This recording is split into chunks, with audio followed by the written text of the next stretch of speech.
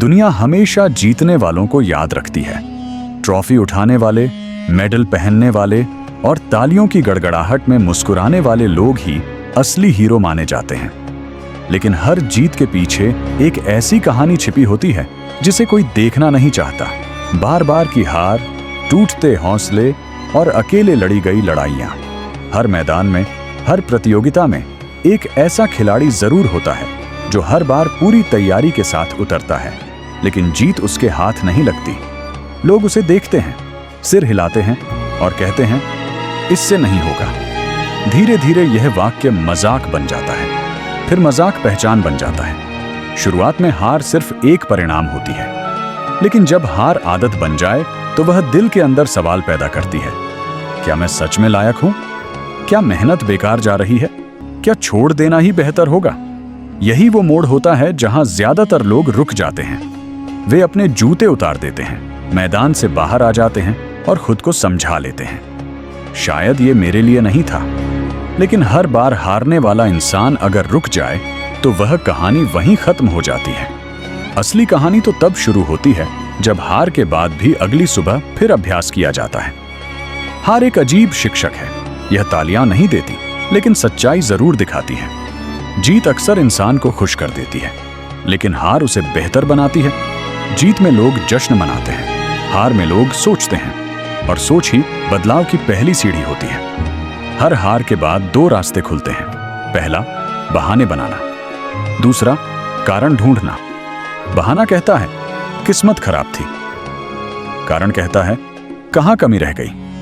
जो इंसान हर हार के बाद खुद से यह पूछता है कि मैं और बेहतर कैसे बन सकता हूं, वही धीरे धीरे बदलना शुरू करता है। शुरू में बदलाव दिखता नहीं, अभ्यास वही रहता है, पसीना वही रहता है, थकान वही रहती है। फर्क बस इतना होता है कि अब हर गलती नोटिस की जाती है, हर कमजोरी पर काम होता है, हर दिन थोड़ा सा सुधार होता है। दुनिया को यह सुधार नहीं दिखता।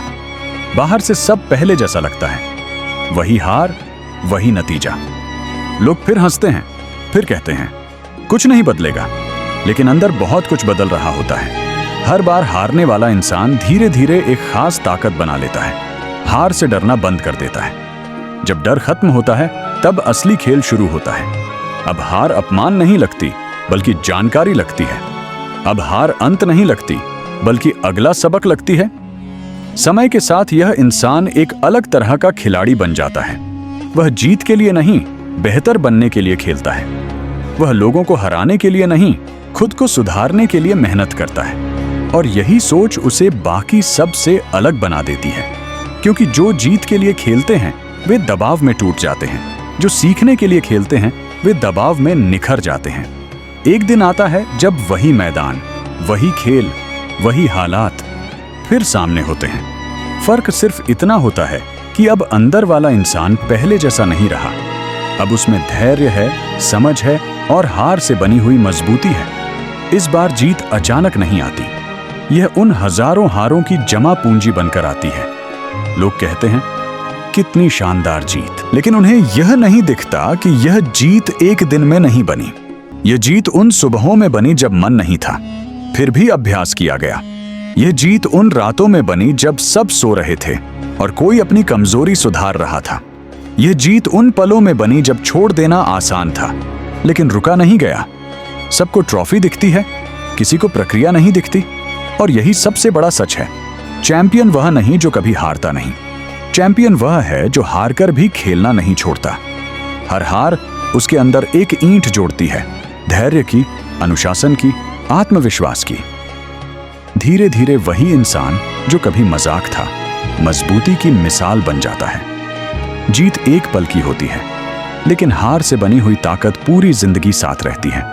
इसलिए अगर जिंदगी के मैदान में बार बार हार मिल रही है तो यह संकेत हो सकता है कि तुम्हें तोड़ा नहीं जा रहा, तुम्हें बनाया जा रहा है। तुम्हें रोका नहीं जा रहा, तुम्हें मजबूत किया जा रहा है।